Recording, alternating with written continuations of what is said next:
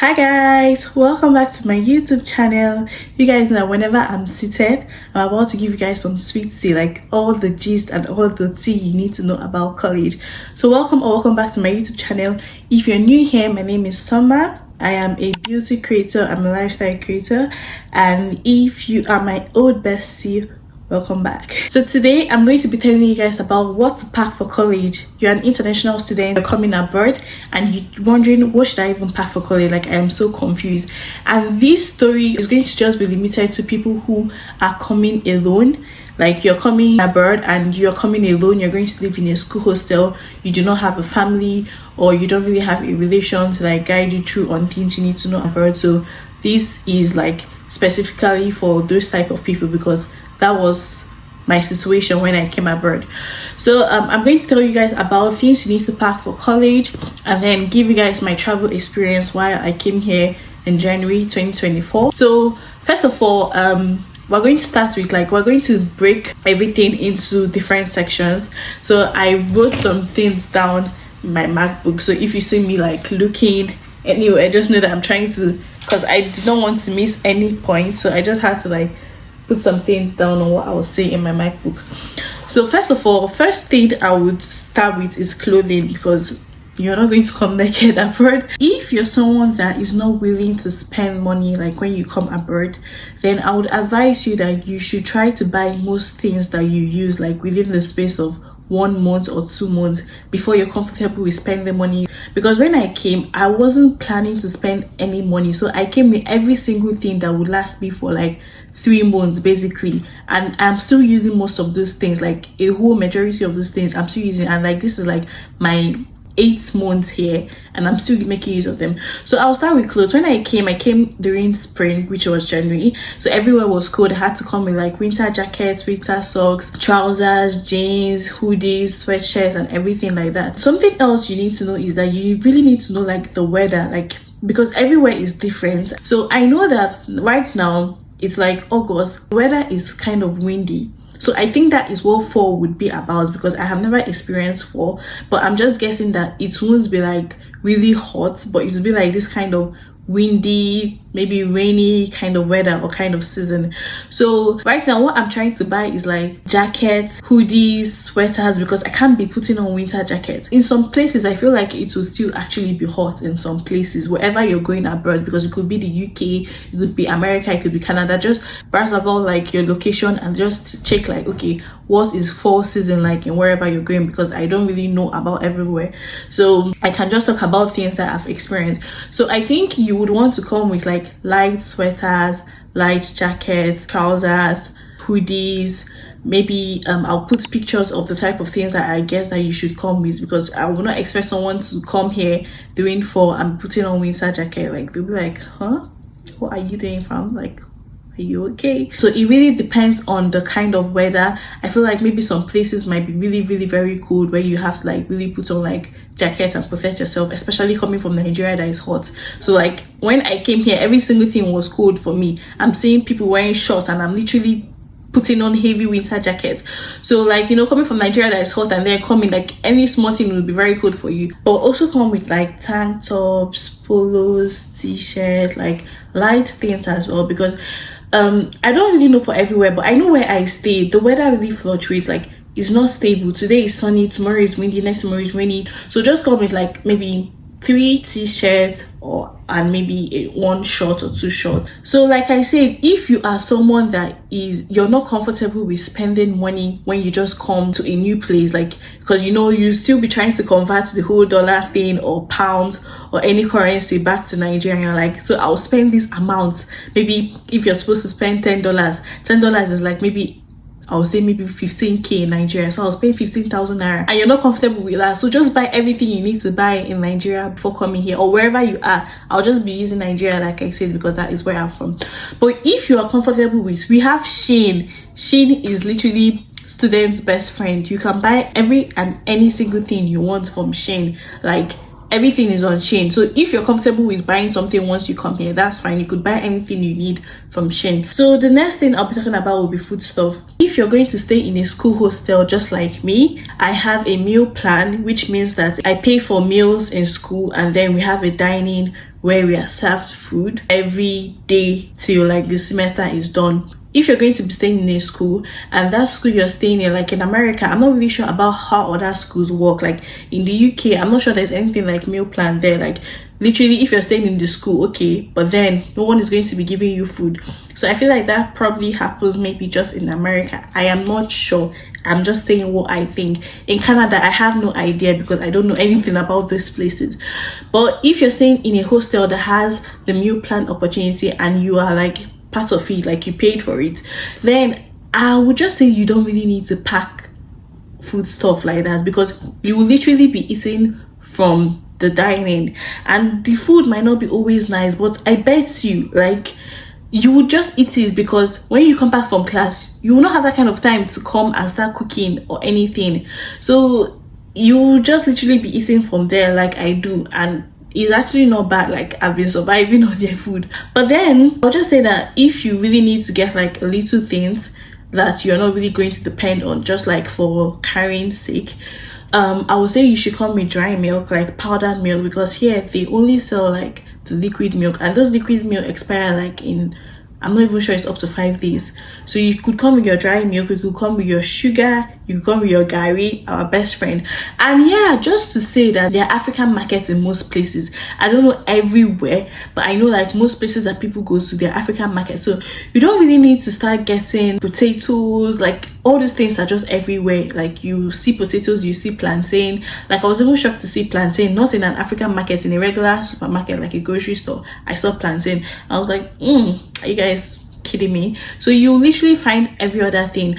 But then gari is also in an African market, but like it might not be as cheap as you might find it in Nigeria. I don't even think anything in Nigeria is cheap again, because if you convert how much you buy it here and the way naira is just fluctuating, you know that everything is just the same price. So if you don't want to stress yourself, just know that wherever you're going to, there should be an African market, I guess. But I don't know for the idea of coming with crayfish, except for if you live like in a family house, or you're going to your family's house and they're like, okay, come with crayfish, I need crayfish, or they're like, come with yam, or they're like, come with gari, because they need these things. But if you're going to be staying in a school, maybe you could just come with them. Like if you're going to be staying in a school and you're going to be cooking, you could just come with it and then maybe use it for the time you need to use it, and then when they're all done, just know you have to really buy another one and you just be okay. Then other things like body essentials, I'm going to talk about like hair and then body. You know, whenever you're coming, you definitely come with braids. So I will advise you to come with extra extension, like attachments, maybe like 10 if you have enough space. You could sell them like anything for money. I did not really think about that one when I was coming here, so I just came with 3, which I'm going to use to make my hair for next semester. But at least I'm going to save the money that I would have used to buy the braiding extension. So I have some good braiding extension. Come with a wig. A good black wig would be your best friend. Like I'm not someone who likes wearing wig, but if you're someone who is comfortable wearing wig, come with your wig, your black wig. Like if you don't have so much money to buy so many wigs, just come with your black wig and you could wear it as much as you want before you're ready to braid your hair. And then come with things to do your natural hair. Me, I've just been carrying my pony slick back ponytail like this. I have a ponytail extension. You could buy that, buy a ponytail extension. When you come, you can always, like when you take off your braids, you can always slick back your ponytail and then just wrap it in an extension and you're good to go till whenever you're ready to change your hairstyle. So I came here with my eco styling gel, my brush, my edge control, just every single thing that I know I would need for like 3 months. I came with every single thing. I came with my body mist, I came with my perfume, I came with my deodorant, I came with my toothbrush, with my toothpaste. Every single thing that I know I was going to need for like the main time. Next thing is the charger type. A very big mistake I made when I was coming to America. Let me show you the type of charger that they use. So in America, they make use of this type of charger. And guess what I came with? This charger. I didn't even come with like an extension or an adapter to plug like this part. Actually, what saved me was the fact that when I was getting my MacBook, it came with this charger, and I was even telling the person that I don't really want this charger because I can't like put it, like when you're using it in Nigeria, this can't really enter except if you have an adapter. So I was like, I can't really use this charger. And then the person was like, I should just use it like that, that's what they use in America. And then I didn't even take that thing very like serious. Oh, that's what they actually use in America and I'm going with this. I was just like, okay, no problem. So this is what I have been using. This is my MacBook charger. I've been using it for both my phone and my MacBook. So wherever you're going to, just try to know the type of like charging head that they use, just so that you don't end up buying something like this and not having to use it. Or if you have something like this already, maybe you bought and it's too late, you could just find like this adapter that has all the charging spots where you could just put whatever type that is required. So know the type of charger you need. Call me your earphones, because abroad everybody's putting on earphones. So me, I'm not like an earphone kind of person, but sometimes you just definitely need it, because you might just need it for something. So regardless of how much things that you come with, I bet you that you would still have to buy something. So what are the things you might need to buy? So things like hangers, bed sheets, bed cover, blankets, because I don't expect someone to be carrying bed sheets. Please, if you're planning to carry those African printed bed sheets to the abroad, just hold it, please. I beg in the name of God, please don't even try it. I'm not expecting anyone to come with bed sheets or blanket, because where do you want to put it? But if you decide to just buy something simple, one colored bed sheet, and you're good to go. So you're likely to buy blankets, bed sheets, hangers, pillows, and maybe just room decoration stuff. I do not have any room decoration, and I still don't even have it, just now that I'm actually getting some things from Shein. So I think that's pretty much every single thing that you need to know like about packing. So guys, this is the editing version of summer. I just had some things that I actually realized that I didn't say in the video. So remember that I was talking about that if you don't want to spend money while you come here, you could just like buy majority of your stuffs in Nigeria or wherever you're coming from. But that doesn't mean like you would not spend any money at all. So I just wanted to like rephrase and explain that thing so that you guys will understand better. So when I said that I didn't want to spend any money, it meant like I didn't really want to spend so much money, but I actually spent like money, like maybe more than $100, like during my probably first 2 weeks of staying in this country. So you definitely spend money, but just know that if you just want to like reduce or minimize how much you spend, it's just better for you to get like most things you need before coming here. So first of all, things you can even spend money on if you're not like, because you know food is something that you always have to buy. So if you're not part of the meal plan thing that I talked about, you have to spend money on food. Also the SIM card, for you to like get your SIM card, you pay. Mine was easier because our school gave us a SIM card when we came, so I just had to like pay, like subscribe for it to start working, which was like $40 something. I don't really know how much it might be for wherever you're going to.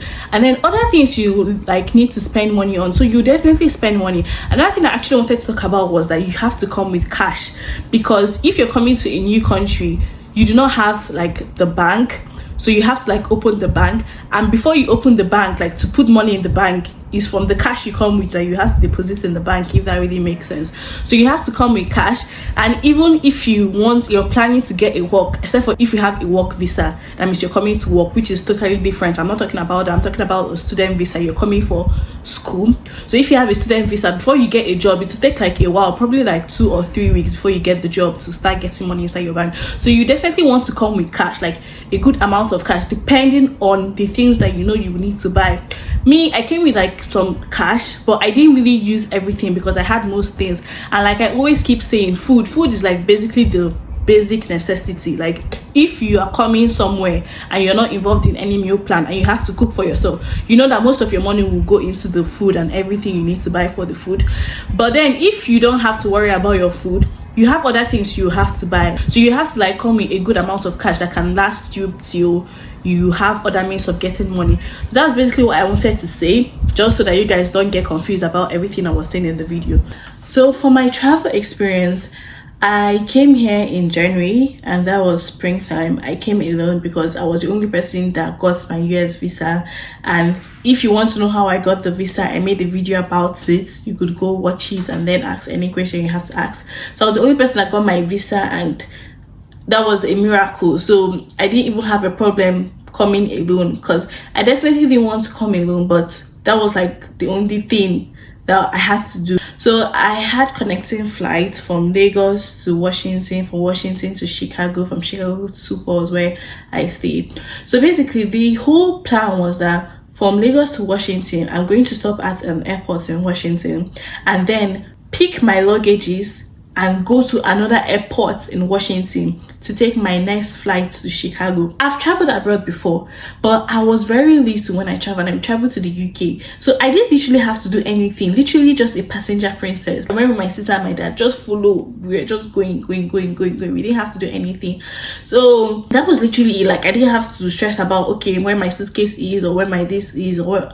The only thing I know is that in the plane I had mashed potatoes, which I never liked, and I still don't like it up to now. That's the only thing I remember about traveling abroad. So how was I expected to like go to an airport, pick my luggages, go to another airport with Uber? Like I was supposed to use an Uber. I was just like, how would all this thing work? Like only me. So the flight from Lagos to Washington, it was quite long.